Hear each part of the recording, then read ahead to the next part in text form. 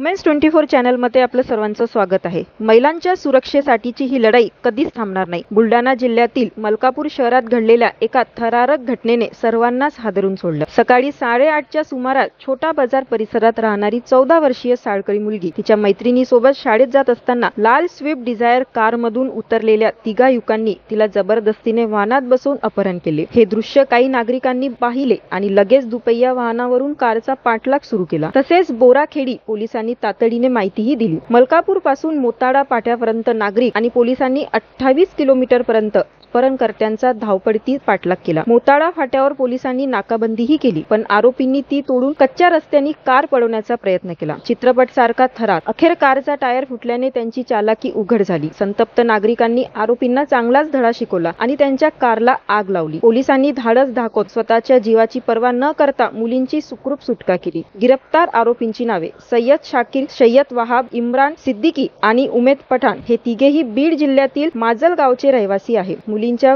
वडिलांच्या तक्रारीवरून मलकापूर शहर पोलिसांनी विविध कलमाखाली गुन्हा दाखल केला आहे।